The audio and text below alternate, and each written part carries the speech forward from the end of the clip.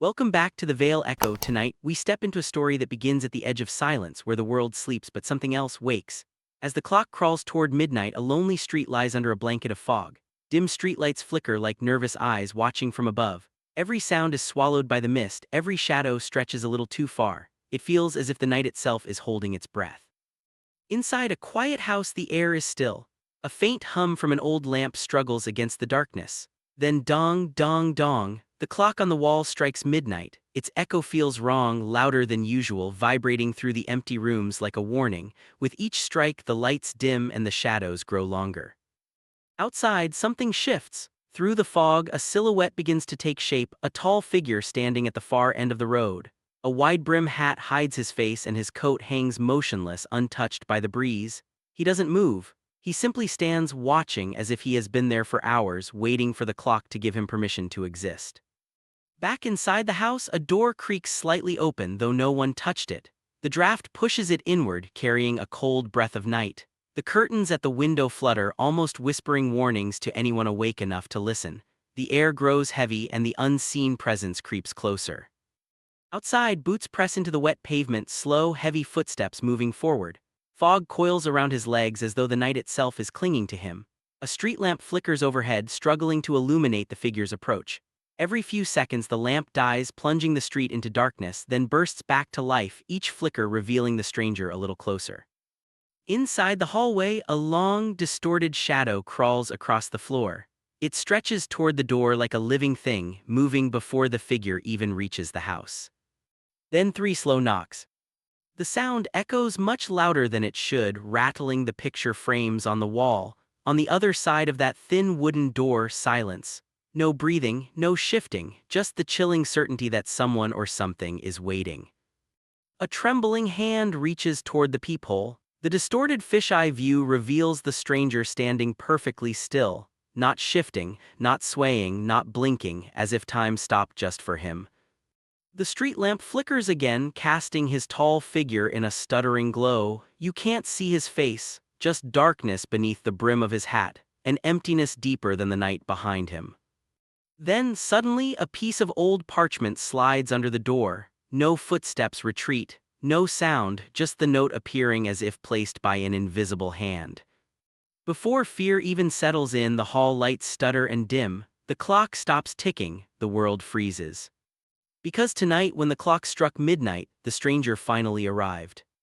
Night deepens, and the silence outside thickens into something almost physical, like the fog itself is listening. The mysterious parchment sits on the floor, its edges curled, its symbols etched in a shaky, ancient hand. But before any meaning can be drawn, a sudden sound slices through the stillness. Footsteps. Slow, heavy, deliberate, moving away from the door, not toward it. Peering through the window, the street looks empty at first. The fog is dense, rolling across the pavement like smoke from an unseen fire. Then the street lamp flickers again, struggling for life.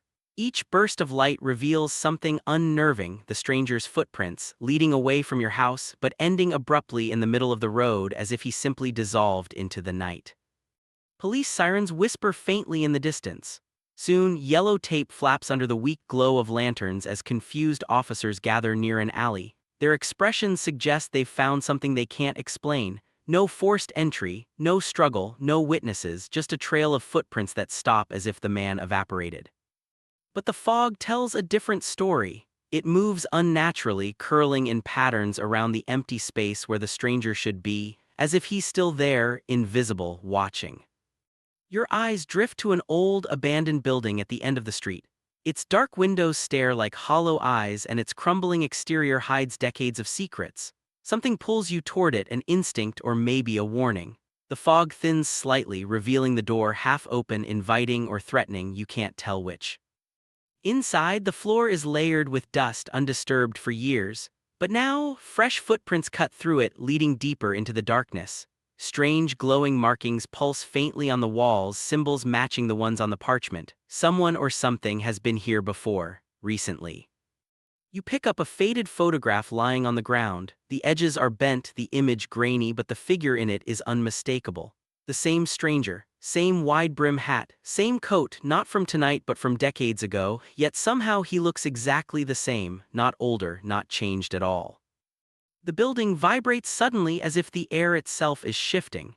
Papers swirl violently across a room ahead, though no wind exists. it feels like the building is exhaling or warning you to leave. Then through the whirling dust, the fog creeping through cracks in the walls and the pulsing cymbals, you sense it. A presence behind you, heavy, cold, familiar. You turn slowly. The stranger has returned, not walking, not emerging, but simply appearing through the fog.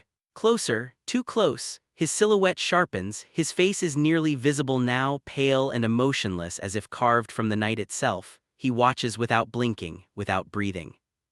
The street lamp outside flickers violently, sending stuttering flashes of light through the broken windows. Each burst reveals his face a little clearer, and in the final flash, before the bulb dies completely, he disappears, leaving behind only silence and a dark certainty. The footsteps in the fog were leading somewhere. Directly to you and to the final chapter of tonight's chilling descent into the unknown. The abandoned building now lies silent behind you, its whispers swallowed by the thick early morning fog. But the memory of the stranger's face, pale, emotionless, almost inhuman, burns into your mind. And although he vanished, the feeling of being watched only grows stronger. Outside, the street is quieter than before. The fog hangs lower, heavier, as if pressing down on the world. The street lamp that once flickered warningly is now dead, its shattered bulb swaying gently in the cold breeze. Dawn is trying to break through the darkness, but the first light of morning struggles to reach the ground. The world feels caught between night and day, between reality and something darker. Your footsteps echo softly along the sidewalk as you retrace the stranger's path. Every step feels like it's answering a silent call, drawing you back to the place where the footprints ended. And when you arrive, the fog parts just enough to reveal the empty space in the center of the road. No footprints, no trace, no sign he was ever there except for one thing. An object, small, metallic, lying exactly where the trail had once ended. You kneel and lift it carefully. It's an old pocket watch, cold as ice. Its cover is engraved with the same symbols you saw glowing inside the abandoned building, the same ones etched on the parchment he left beneath your door. But there's something more. When you press the latch and open it, the watch begins to tick slowly, steadily, despite being clearly broken. The second hand moves backward, clicking in reverse, and behind the glass face is a faded photograph. A photograph of you. Not from tonight, not from yesterday. From years ago. Your heart races, you drop the watch in shock, but it doesn't hit the ground. It hangs suspended in the fog as if caught by invisible fingers. Then, slowly, it begins to tilt upward, pointing toward the far end of the street. And that's when you see him. The stranger stands in the thinning fog, still and silent, as if he has been waiting for you to notice. This time you can see him clearly, his tall figure outlined by the pale glow of the rising sun. His face, though still shadowed, seems more defined, more real. He tilts his head ever so slightly, acknowledging you, almost inviting you. Lightning cracks across the sky, impossible for a dawn this calm, and for a split second the bolt lights up the street like a photograph. In that flash, his full silhouette appears sharply, vividly, unmistakably. Then silence. The fog clears. And he is gone again.